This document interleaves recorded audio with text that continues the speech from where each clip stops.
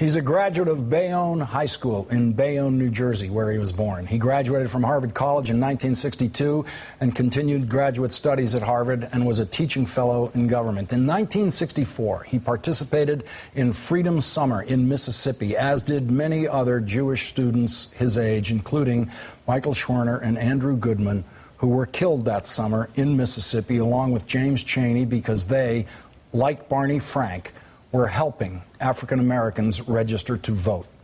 Barney Frank arrived in Mississippi before the murders of 3 of his co-workers, and he stayed after they were murdered. The world knew it took courage to go to Mississippi that summer as a freedom rider, and after those murders, the world knew how much courage it took. Barney Frank had that courage. I first heard him speak as a guest lecturer at Harvard in a course taught by the renowned sociologist Nathan Glazer called Urban Social Policy. Barney Frank was then a top aide to Boston Mayor Kevin White. Barney Frank was by far the fastest talking lecturer I heard in my college career, and one of the most compelling. He went on to serve on the staff of Congressman Michael Harrington before getting elected to the Massachusetts state legislature. He picked up a law degree from Harvard Law School while he was a state legislator. And then in 1980, when Ronald Reagan won the presidency, Barney Frank was first elected to Congress. He served 32 years in the House of Representatives, and every day of those 32 years, he was the smartest guy in the building. He was not always the most effective. You need 3 things to be an effective, accomplished member of the House. 2 of them simply take time: experience and seniority. The other requires a certain amount of luck. Your party must be in the majority. You saw what Barney Frank could do with experience, seniority, and his party being in the majority when he was chairman of the House Financial Services Committee. Why do you need bonuses? Can't we just give you a good salary, or give yourselves a good salary, you're in charge of that, and do the job? This notion that you need some special incentive to do the right thing troubles people. Anyone who wants to answer, please go ahead. I'll try, Mr. Chairman. It's a good question, and it's complicated. And when he wrestled the Dodd-Frank bank reform bill through the House of Representatives, you also saw him get through something that many people thought was impossible.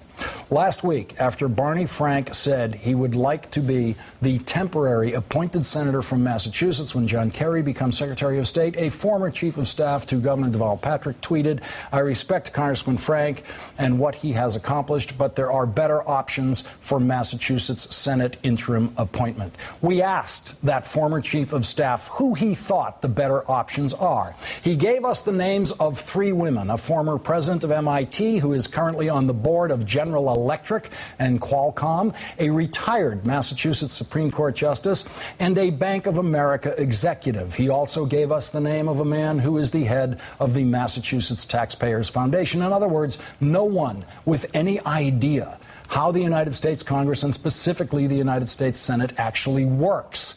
The governor's former chief of staff, who clearly doesn't know how Congress or the Senate really works, then told the Boston Globe, quote, "The theory that we have to send experienced people to Washington to break the gridlock, the experienced people are the ones creating the gridlock." Now, I know that the greatest governor of all time does not believe that, but he did once employ the abject buffoon who, in that statement, just accused Ted Kennedy and John Kerry and Ed Markey and Barney Frank, who each served Massachusetts for decades. He has accused them of creating the gridlock. Of course, the only Republicans that guy has ever met are Massachusetts Republicans, so he has no idea what it is like to serve in a Senate with Mitch McConnell and Rand Paul, and a House of Representatives with Michelle Bachmann and Allen West. For a senator who will serve for over 100 days during critical budget negotiations over the future of Medicare and Social Security, Massachusetts will not be well served by a retired judge or a bank executive or a former university president who has to leave her corporate boards and engage in a speed study of subjects she knows now nothing about. The Honorable Barney Frank is ready to serve. He has been trained to serve. He knows the subjects better than most senators will ever know the subjects, and Massachusetts will be lucky if he does serve as their next appointed senator, which he will, if the greatest governor of all time does the right thing. Joining me now, former Democratic Congressman, the Honorable Barney Frank of Massachusetts. Thanks for joining me tonight, Congressman. Thank you for the very generous words, Lawrence. I have made the case that there is nothing more important, I think, especially in a temporary appointment like this, at a critical time like this, in these budget negotiations with the sequester coming, nothing more important than experience. It would be stunning to me if the governor would send some, at this point, political tourist of some kind down there for a temporary run. Well, I agree, although I wouldn't say tourist. And at least one of those people, whom I know very well, former Chief Justice Marshall, frankly, I had been thinking about her in the interim. And my view up until about 2 weeks ago, 10 days ago, was that that's the kind of person who would get the appointment. Because, as you know from your experience, the first 3, 4, 5 months of a new Congress, the Senate doesn't do a great deal. And I had no interest after 32 years of fairly intensive work in kind of taking something ceremonial. And I was sitting in the Democratic caucus over that New Year's weekend, and I heard the bill outlined that I voted for, that was necessary to get things forward, and did raise taxes to some extent on wealthy people. I heard what decisions are now going to have to be made in February, March, and April. The fate of Social Security and of Medicare. The Republican effort to use the debt limit, an outrageous, arbitrary effort by them to hold hostage older people and lower-income people. The sequester. There's going to be a Republican effort to take the military and hold it harmless so that we can continue to have unnecessary troops in Western Europe and more nuclear weapons than we need, and instead make greater domestic cuts. So I now do believe, experience is important, and it's two kinds. One, it is in how the Senate works, and I was a member of the House. But I spent a lot of time working with senators, including, you mentioned, the financial reform bill.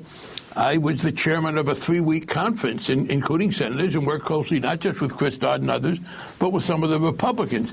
And I also have, frankly, been working on these issues. So, there are other people who are quite good. And as I said, one of them, at least, who was in that list, I hadn't heard it before, Margaret Marshall, the former Chief Justice, an extraordinarily able woman. And I had thought this would be a great thing to do.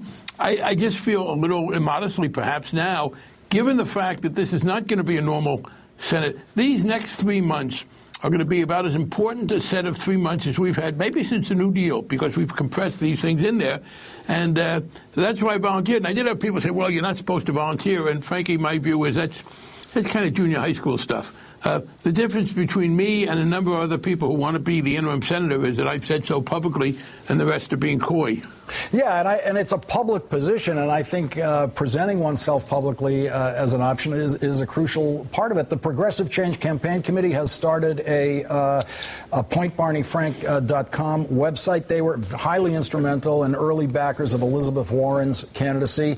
What I would love to see is that the interim senator be Barney Frank, and that you go into John Kerry's committee assignments so that Massachusetts has a member of the Senate Finance Committee, which is where Medicare, Medicaid, Social Security, where all that jurisdiction is.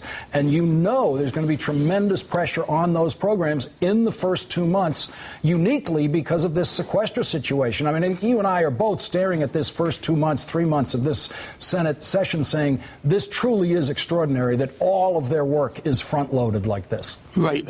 No question. And by the way, I'm very proud to say that Elizabeth Warren on Saturday at her ceremonial swearing in Roxbury said very good things about me, and we worked very well together. And I would also want to endorse your view that Ed Markey should be and will be the next senator. Frankly, Ed and I have worked together in Congress before then in the legislature, and I would like to think of this as something of a kind of a relay team. There's the interim, and I would have one difference with you, Lawrence, and I understand the motivations, but I think this two-step process makes sense. That is, I do think it's better to have an election than an appointment to the Senate. You know, Tip O'Neill used to very proudly say that the House of Representatives was the one body where you could not get there unless you won the election. And on the other hand, if you have a 4 or 5 month delay, you go without a vote. So I think the two-step process works well, and I think the rule that whoever is appointed should not be a candidate. It can't be made legal, by the way, because of the Constitution setting the Senate qualifications and not allowing for any modification of them.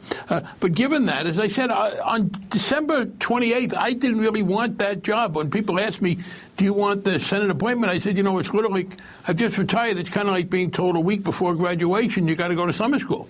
But I care deeply about Social Security and Medicare. They are the two most successful anti-poverty programs in American history.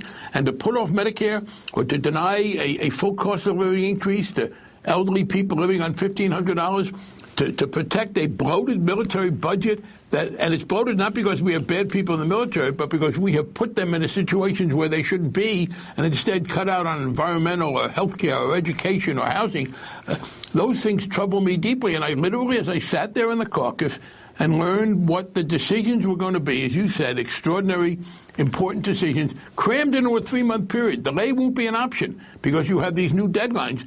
Then I felt really insistent that I wanted to be there to protect things that I care about. Congressman Frank, and I hope Senator-to-be Frank, I would hate to see the governor send someone into that job who's never been in a discussion of change CPI, not at a time like this. Thank you very much for joining me tonight. Thank you, Lawrence. We'll be back with more right after this.